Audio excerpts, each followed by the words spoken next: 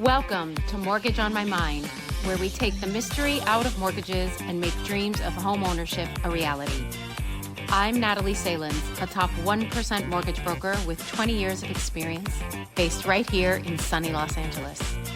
If you've ever wondered about pre-approvals, appraisals, or what loan product is right for you, don't worry, I've got Mortgage on My Mind, so you don't have to.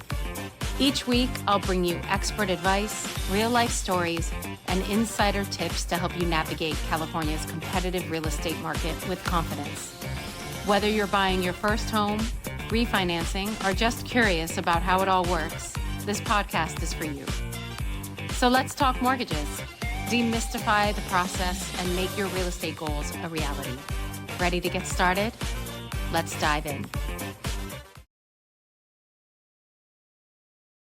Hey everybody, welcome to Mortgage on My Mind.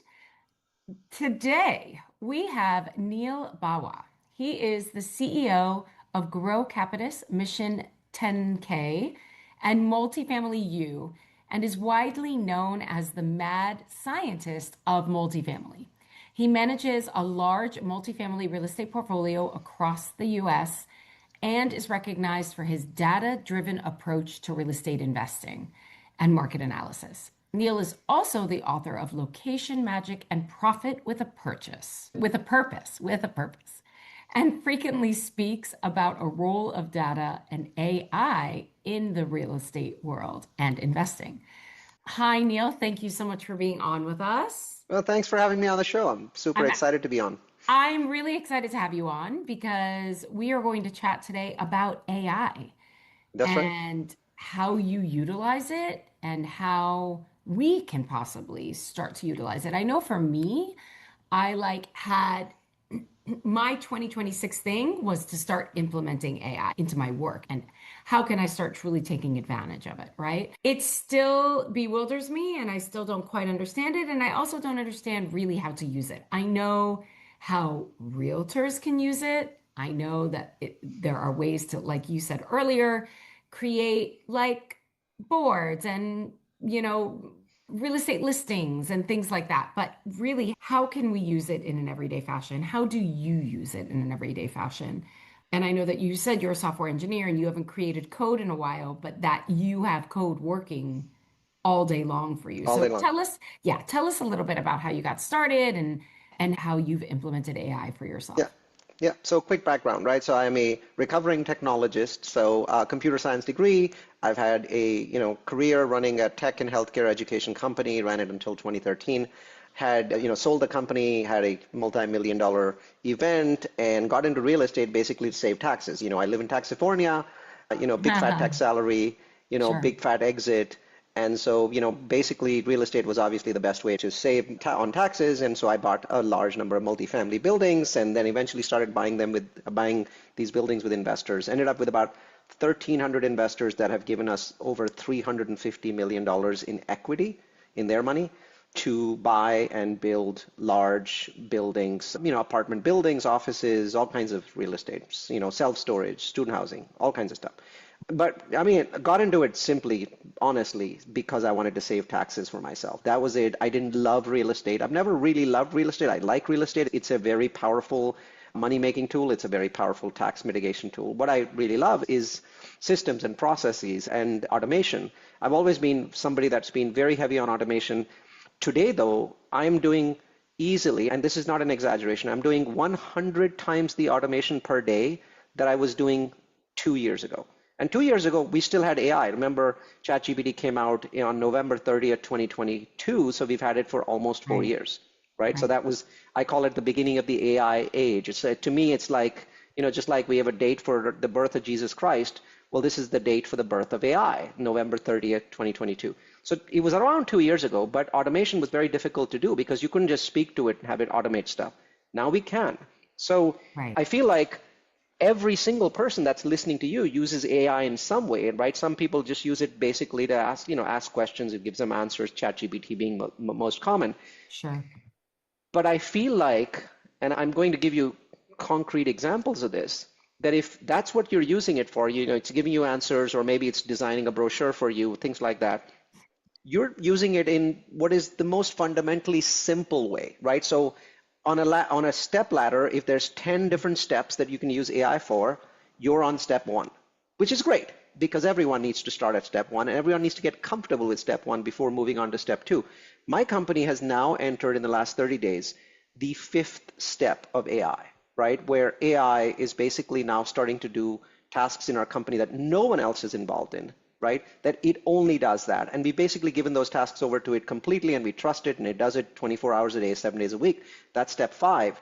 But, so hopefully this gives you sort of a sense of how much is possible. And I want to give you examples, maybe in the realtor world and the mortgage agent world of, what they could be doing today and what they would be doing in the future.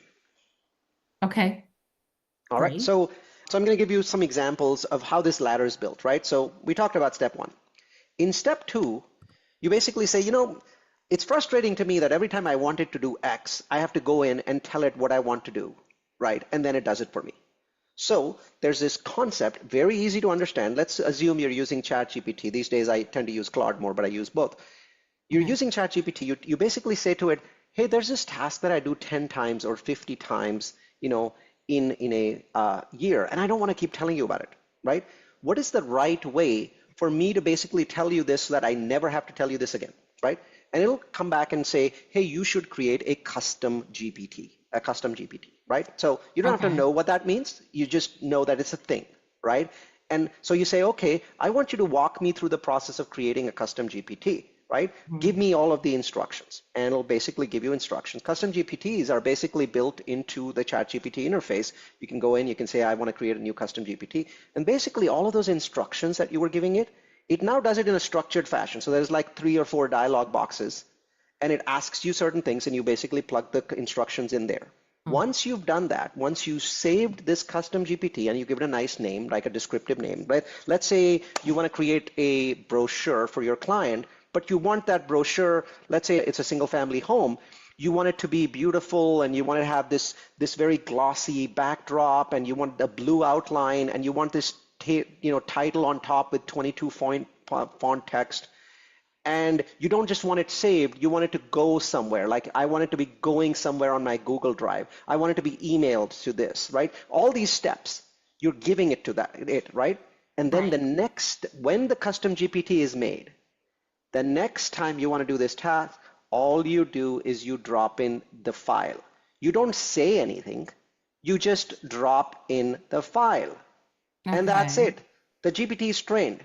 It immediately starts working on it, and roughly, I don't know, 90 seconds later, all of the instructions that you gave it are done. So remember, it asked you for nothing because it was already trained.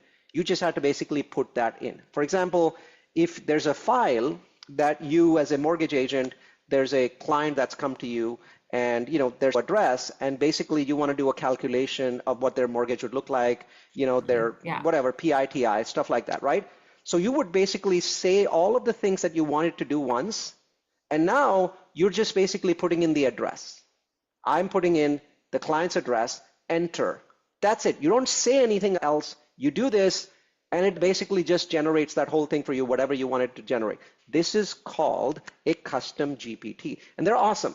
We have over 400 of them in a company of 38 people, 400 custom GPTs.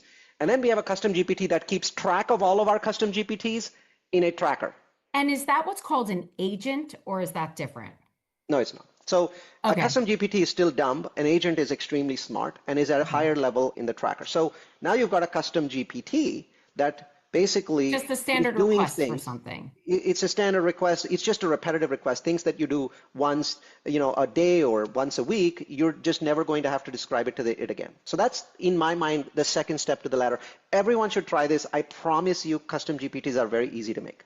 Okay? And Anyone then can does make it them. get saved somewhere? Yes, it does. So in your ChatGPT interface, there's a place where custom GPTs will start to appear. And you'll see them there, and you can click on them, and you can rename them, you can delete them, you can edit them. Got it. It's like a It's like a file. file. It's like a file that's Okay. inside your ChatGPT interface, only it has instructions on whatever you want it to do. And a And whenever you want to history. use it, you click on it, and then Right. you drop in your picture, or drop in your address, or drop in your file, and then it does whatever it's supposed to do, Right.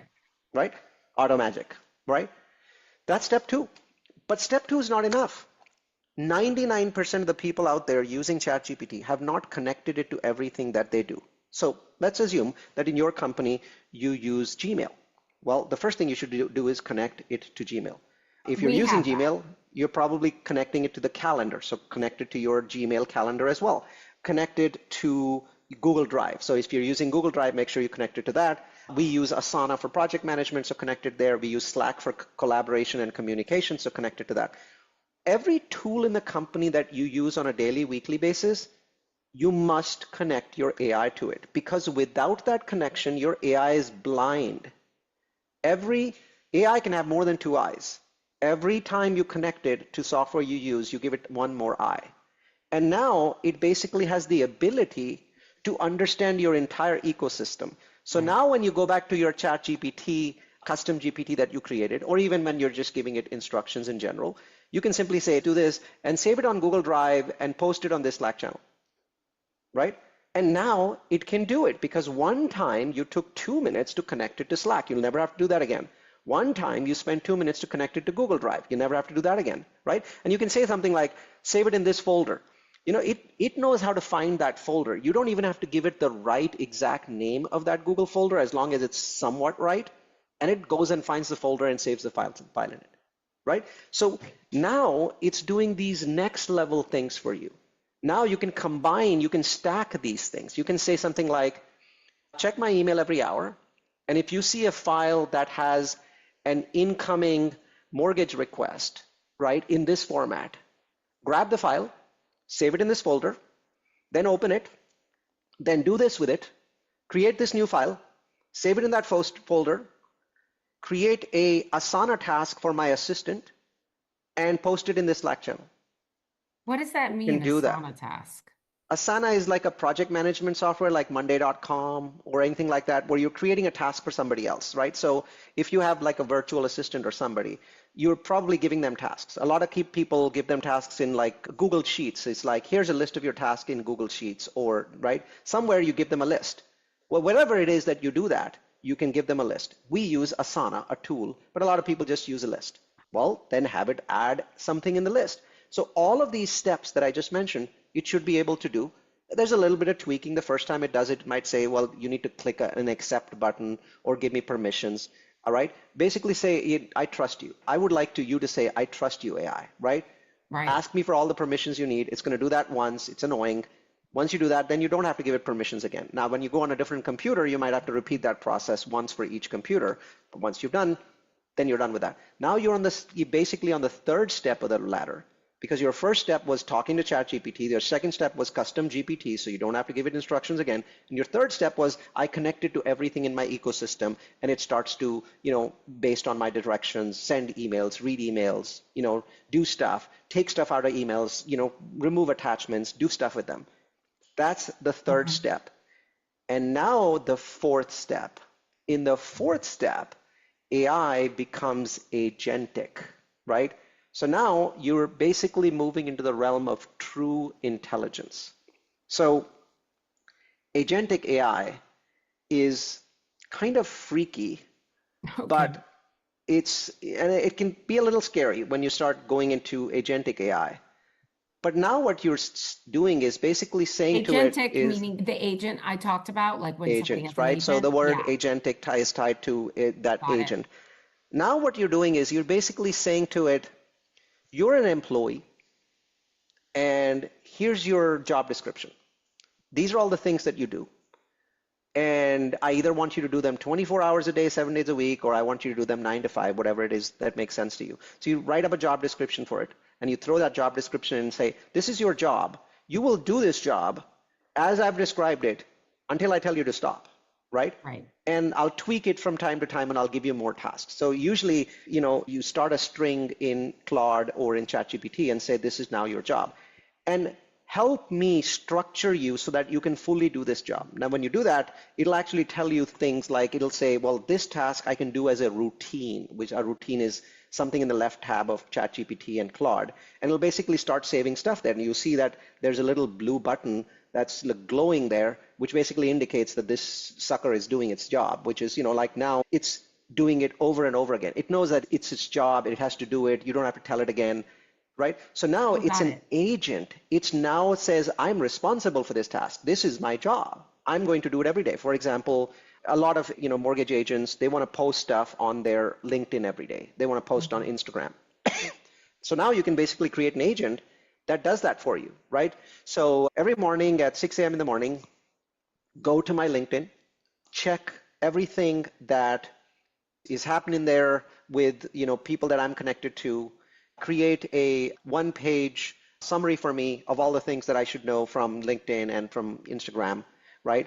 And you can train it a little bit more on what that means, because otherwise it'll give you a really big list, right? So for people that are connected to me, right? Like this person they've hit, the 5-year mark, right? Or this person has their birthday or things like that. It'll now give you basically a list, right? It's an agent. It's his job. You don't have to tell it again. It'll go do it every day. And it'll give you this summary. You can have it saved as a document. You can have it emailed to you, whatever you think works best for you. You can, Okay. have it sent as a text message to your phone, right? Whatever you like. So, and then you basically say, okay, after you've done that, I would like you to come up with 10 things that I should post on LinkedIn so I look like a thought leader, right? Right, right, right. And then it basically, in the same document, will give you those 10 things. And now, so now you have the ability to do that. And then you can basically pick some of those things and say, okay, go post these. And now it'll basically post those things on LinkedIn or Instagram or whatever it is. And so this agent now is basically starting to take on tasks that you were used to doing. There are literally tens of thousands of tasks that we think of as humans every day that we want to do, and we never get the time to do them. Right. Well, now you have time. So understand this, that as you start going agentic, you are not one person. You're a person that has hundreds of dedicated assistants. They never get sick. They never sleep. They work 24 hours a day, and they don't cost you anything except for your $20, $30 subscription. Now, as you start going agentic, I have to give you the bad news. You'll probably start to step up your $20 subscription to a $100 subscription. At some point, you'll just start running out of bandwidth. That's just an inevitable, right? In my case, I don't use the $20 anymore because at this point, I have it coding, 18 hours a day, so I have to use the $200 Crazy. subscription. Right. But I've got basically 30 employees, 24 hours a day for $200 a And month. they're That's a pretty working good deal. without you saying anything to them. Like it's Yes, just okay. that because they are level 5. So level 4 was agentic, right? So I gave you an example with the LinkedIn, Instagram, all of that stuff. In level 5, you become a programmer. That's the scary level because you haven't never written a program. You've never written software. You've heard that these programmers work for companies like Google and Apple and make $250,000 a year. Let me tell you this. You now have the same exact capabilities as the guy that makes $250,000 at Google because as of 2 years ago, they all started using software for coding. And in the last year, no one has written any code. All those $250,000 people, they just spend all day talking to AI, and AI writes the code. 100% of the code in the US right now is being written by AI, which means that if they're talking to AI, you can talk to AI. So now I'm going to go back to my example and tell you what I do, right? In that same example, the LinkedIn example and the Instagram one, I don't have it send emails to me. At growcapitalist.net, I have a directory of applications. More than 150 applications have been built. I have a application called Mission Control. You can call it something else. That's just the name I came up with. I go in the morning to Mission Control, and that thing about, the things that I want to see from LinkedIn and Instagram, they're right there in front of me, right? And there are buttons to the right. These are buttons that I've programmed, well, by telling AI to program them. And these buttons do things. They do actual things. So, and often I just have a button at the top that says do all. When I click that button, all of those things are then done. And the vast majority of the time, it's already done those things. It doesn't ask me, but it has an undo button next to it. So it's already done some task. It's read some email. It's taken some action. It's my assistant, right? If you have a really good assistant that's worked for you for 6 years, wouldn't they take hundreds of steps for you without you knowing about it? That's what I have. Right. I have agents, employees, dozens of them that are taking actions on my behalf. And all I do is from time to time, I click the undo button because it makes a mistake. Every time I undo, it learns, right? So it only takes actions autonomously without me checking when it has a confidence level of 90%. I've set it at that level. So it's just whatever I'm comfortable with. Anything above 90, it takes the action, gives me an undo button. Anything below 90, it lists it there, and I have to say approve. So now it's taking these actions. And this interface, this mission control, is designed by Neal for Neal. It has dozens and dozens of applets about things that I'm doing. On the right side, it has a glowing button that says you have Pilates in 30 minutes. And then it turns red when Pilates has 20 minutes left, right? And then starts to flash when it has 15 minutes left, because I'm notorious for missing my Pilates sessions and paying a $39 fine. But since I built Mission Control, I haven't had to pay a fine because it basically is designed for me. It even sends me a text message 20 minutes before a class saying, get off your bum and go to Pilates now. Right. So what I'm doing now is I'm writing custom software. And one by one, the software that I'm paying thousands or tens of thousands of dollars a year for, I'm getting rid of them. And every time I get rid of a software and I build it inside my company, the software becomes better. Why? Because no company that sells you software, like you probably have some mortgage agent type software that you're using. That company is never going to customize it for Natalie because they want to write a software for 100,000 Natalies, not one. But you have the ability to write software for you. And now you say, I want it to do this, I want it to do that. And how do you start? You give it screenshots of whatever software you've purchased, and you say, this is the software, and here's what I like about it, and here's what I don't like. Here's 20 features that I want. Remember, it's Genie, you're Aladdin. Never forget that. It's Genie, you're Aladdin. Right, And right. you're Of saying, course. I want you to write this software. And you're like, yeah, but where is it going to host this web page? The answer is, it's going to tell you that. It's going to say, for me to host this web page, I need to go to Amazon Web Services to this link and sign up for this $7 a month account or $12 a month. And then I will go in there, I will create a web server, I will create a database server, I will connect them all together. It'll do that. And Sure. some steps it might need you to do. There are some steps that it is forced to have you to do. So there's some technical stuff that you have to do once, but it gives you steps. It tells you, go here, copy this piece of text, and go here and paste it over there. So it tells you all of these steps. And now Natalie has a web server. Natalie has a database server.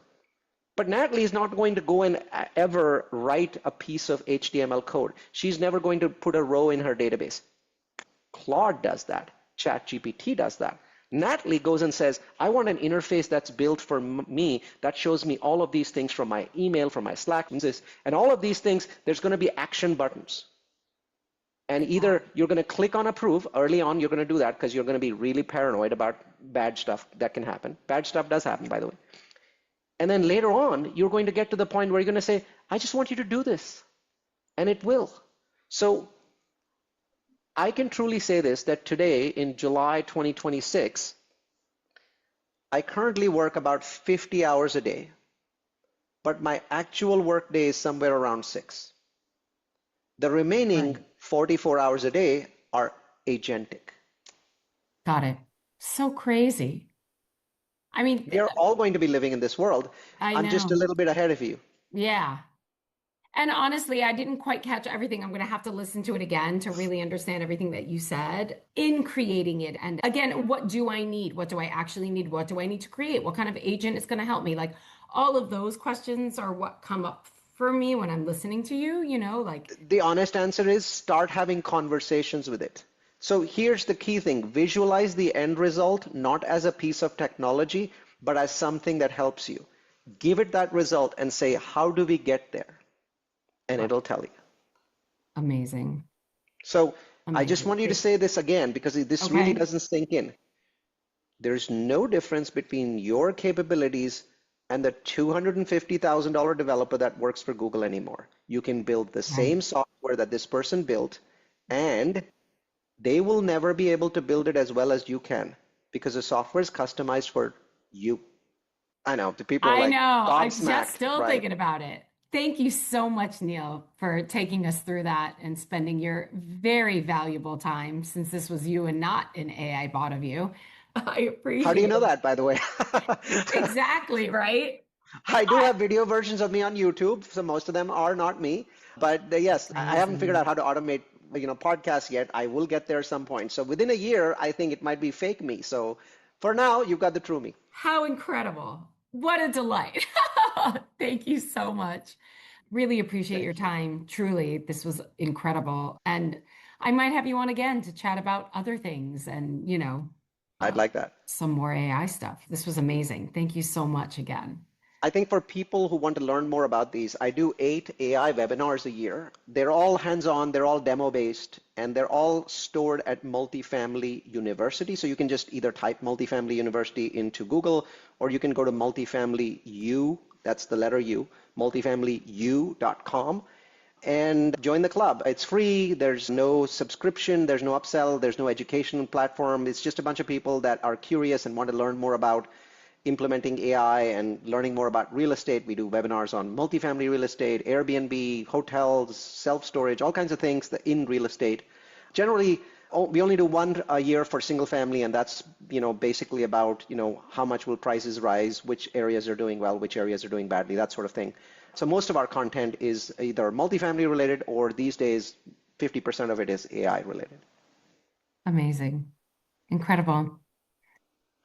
All right. Well, thank you so much again for being here and blowing my mind a bit. I really do appreciate your time, truly. And I hope to talk to you again soon. Thanks for having me on the All show. right, Neil. Absolutely. All right, everybody. I hope you enjoyed that and can get some use out of it. Stay tuned for the next one. Thanks. Thanks for listening to Mortgage on My Mind. If you're ready to start your mortgage journey or have any questions, I'd love to help. With 20 years of experience, I make the process as simple and stress-free as possible. Check the show notes for my contact info, and don't forget to subscribe, leave a review, and share this podcast. Until next time, I'm Natalie Salins, here to help make your real estate dreams a reality.